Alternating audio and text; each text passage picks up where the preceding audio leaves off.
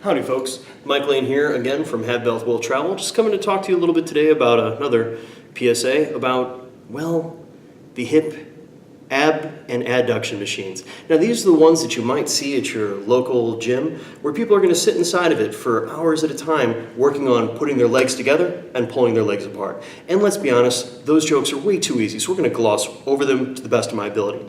You might also notice that some folks use bands, for example, hip circles, in order to help activate their hips and warm them up. Now that's fine. And you can use that as a warm-up modality, maybe even a prehab rehabilitation modality. However, wearing this or living on the hip ab and adduction machine, it's not really going to be that useful. And one thing that I at least want to clear up, and I understand that not everyone is using this machine for, let's say, the reasons I'm about to go into, but at the end of the day, how much your legs touch and essentially how wide your thighs are going to come down to a couple simple things.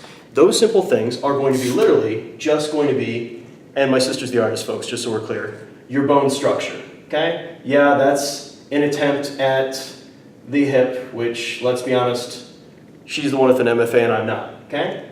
From there, we have our femurs on either side. Now, on top of our femurs, what we're then going to have is muscle. Okay? This muscle is going to connect different locations on these bones and travel obviously all the way down to our knees. And that's going to be part of the reason why our legs are as wide as they are.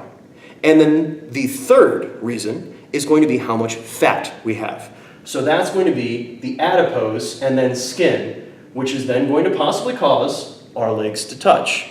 Now, by living on that ab and adduction machine, you're going to do really, well, let's put it this way. Muscle can do one of three things. It can get bigger, muscle can get smaller, or a muscle can stay the same in size. And when we talk about get bigger and get smaller, we're referring to as cross-sectional area. This is expanding, okay? Now, what we're going to find is if we live on that hip ab adduction machine, we're literally going to start to expand those hip muscles so they occupy more space. To which, if we don't lose any of the fat that happens to be right on top of it, we now are going to cause our legs to be even wider around, which in turn is going to cause our thighs to touch even more. So doing endless sets of hip adduction and endless sets of the, oh God, it was the old school Jane Fonda's, along with the Thigh Master, all that's going to do is get you those nice, big, meaty inner thighs. And if you're into that, like, go for it. By all means, get those big, thick, meaty inner thighs. You know, some people are picking up what you're putting down. Unfortunately, a lot of people aren't doing this because that's their goal. They're doing it because they think they're going to be able to slim or essentially to tone and tighten up those thighs. And really what we're trying to do there is decrease that fat mass that happens to be around the muscle. And a lot of that, guys, is diet, okay? We need to be making sure that we are burning more calories than we're taking in. And then yes, exercise is a big component too, because that's an easy way to burn more calories. But at the end of the day, living on one machine as a means to help tone and tighten and essentially shrink an area, it doesn't work like that.